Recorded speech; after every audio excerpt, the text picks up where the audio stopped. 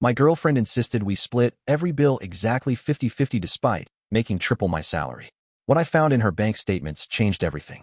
I, 26M, never thought I'd be writing this post. But here I am at 3 a.m., unable to sleep, trying to make sense of what just happened. My girlfriend and I have been together for almost 3 years. We moved in together last year, and that's when things started getting complicated. When we first discussed living arrangements, she insisted we split everything 50-50ths. Rent, utilities, groceries, even the damn Netflix subscription. At first, I thought it made sense. Equal partners, equal responsibilities. Seems fair on paper, right? The thing is, she works in finance and makes well over 6 figures. I'm a teacher at a public school. I love my job, but I'm definitely not in it for the money. She makes roughly triple what I do. Still, I agreed to the arrangement. It meant I had to be careful with my spending. No more eating out whenever I wanted. No new clothes unless absolutely necessary. I was living paycheck to paycheck while well, I had no idea what she did with her money, and I never asked. It wasn't my business. About 6 months in, I suggested we adjust our arrangement. Maybe split bills proportional to our incomes? She shut that down immediately. Said it wasn't fair to her that she had to subsidize my life choices. That stung, but I let it go. I chose to be a teacher, after all. No one forced me into a notoriously underpaid profession. Last month, the rent increased by $300. Between that and inflation hitting grocery prices, I was barely staying afloat. I brought up the subject again, explaining that I was struggling. She seemed annoyed but finally agreed to think about it. A week later, she left for a 3-day conference. I was doing laundry when I found a crumpled receipt in her pants pocket. It was for a dinner at an upscale restaurant I could never afford, $400 for a single meal. The date was from 2 weeks ago, when she told me she was working late. I know I shouldn't have done it. I know. But that night, I logged into our shared computer, and her email was open. She had a notification from her bank about a statement being ready. One click led to another, and suddenly I was looking at her bank statements. What I saw made my blood run cold. She had a separate savings account with over $70,000 in it. The account name? House Fund. Every month, she was depositing the exact amount that I paid for rent into this account. Let me say that again. Every dollar I struggled to pay for rent was going directly into her savings account. I kept scrolling and found regular transfers to another account labeled Travel.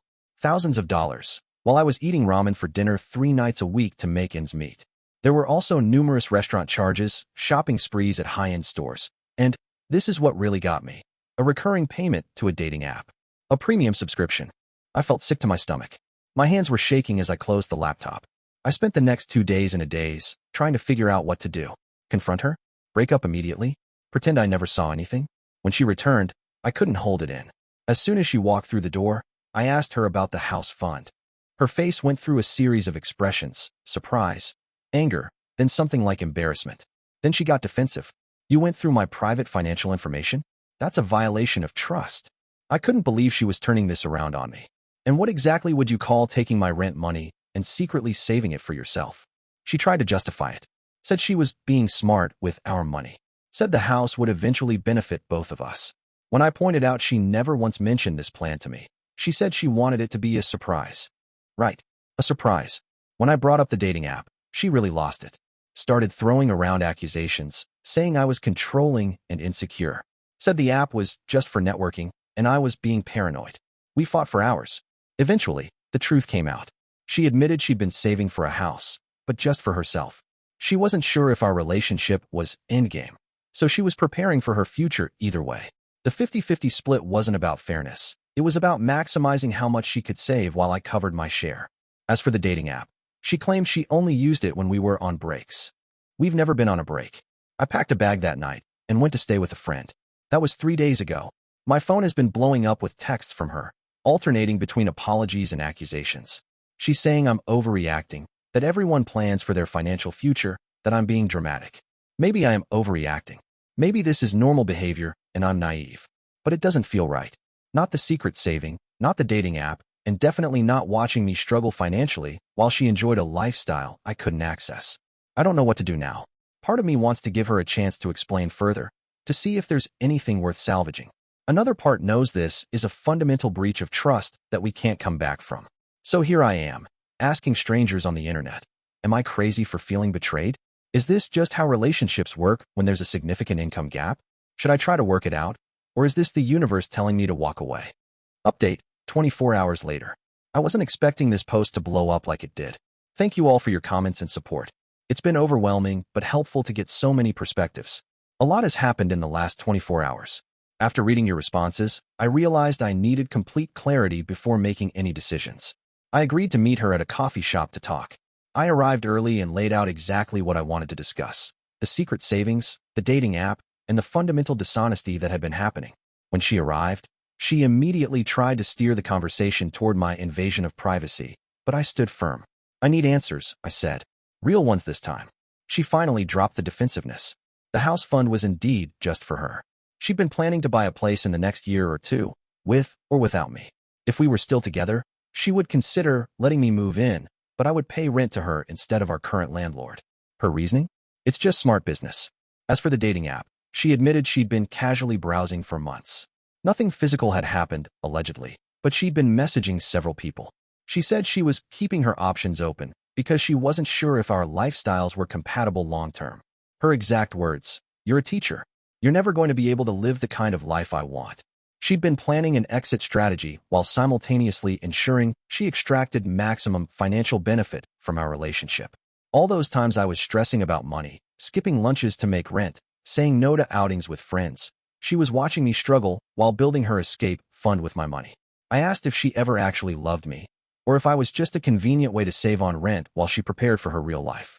She seemed genuinely hurt by the question, insisting that she did love me, but that love and financial planning are separate things. In that moment, everything became crystal clear. We don't share the same values. Not even close. What looks like smart financial planning to her looks like cold, calculated exploitation to me. I told her I was done. I would arrange to get my things from the apartment and be out by the end of the week. She started crying, saying I was throwing away 3 years over a misunderstanding. She offered to adjust our financial arrangement, even suggested we see a couples therapist. But it's too late. The trust is gone. I can't unhear her say that my career choice makes me unworthy of the future she envisions. So that's where things stand. I'm staying with my friend until I can find a new place. It's going to be tight financially for a while, but somehow that feels less stressful than continuing to live with someone who was essentially using me. Several people asked about the lease. We're both on it, with 5 months left. I've agreed to continue paying my half until she finds a roommate or we can break the lease. It's going to strain my budget, but I want to exit this situation with my integrity intact. I know some people will think I'm an idiot for not seeing the signs earlier. Maybe I am, but I trusted her, and I thought we were building something together, not just sharing an address. Lesson learned, I guess. An expensive one, but hopefully one that will prevent me from making the same mistake in the future. Thank you again for all your advice and support. It means more than you know to have clarity when your world is falling apart. Final update, 1 week later. This will be my last update on this situation. First, thank you all for the continued support and advice. It's been invaluable during this extremely difficult time. A lot has happened since my last update. After our coffee shop conversation, I thought the breakup was clear, but things got complicated. When I went to collect my things from the apartment, she was there with a proposal. She had created a new budget plan where she would pay 75% of our expenses, and we would go to couples therapy. She was crying, saying she realized how much she loved me and couldn't imagine her life without me. For a moment, just a moment, I wavered. 3 years is a long time. There were good memories mixed with the bad. But then I remembered the dating app, the secret savings, and most importantly, her comment about my career choice making me unworthy of her future. I declined her offer and continued packing. That's when things got ugly. She switched from tears to anger in an instant, accusing me of using this as an excuse to leave because I'd found someone else. I haven't.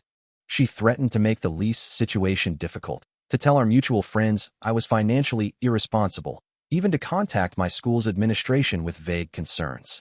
I remained calm and finished packing everything I could fit in my car. As I was leaving, she blocked the door and demanded I repay her for various things she'd purchased during our relationship: dinners, gifts, trips. According to her calculations, I owed her thousands.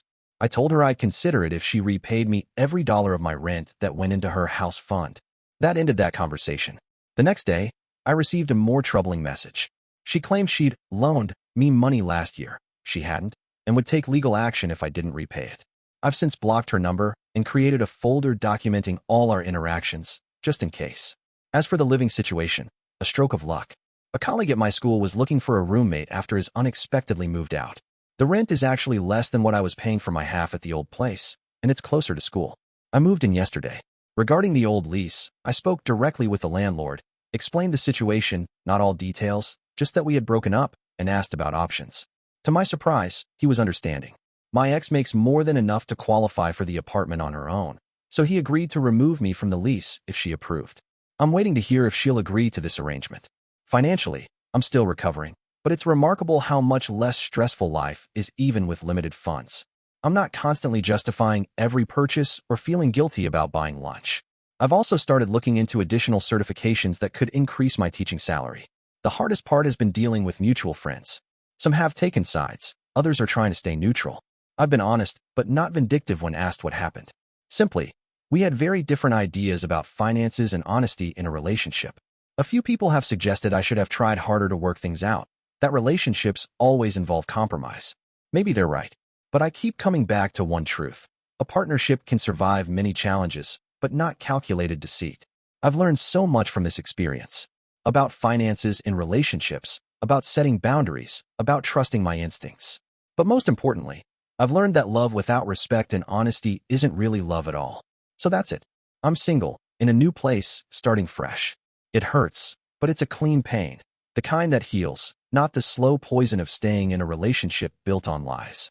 Thank you, Reddit, for helping me see clearly when everything was foggy. I won't be updating again, but I'll carry your wisdom with me as I move forward.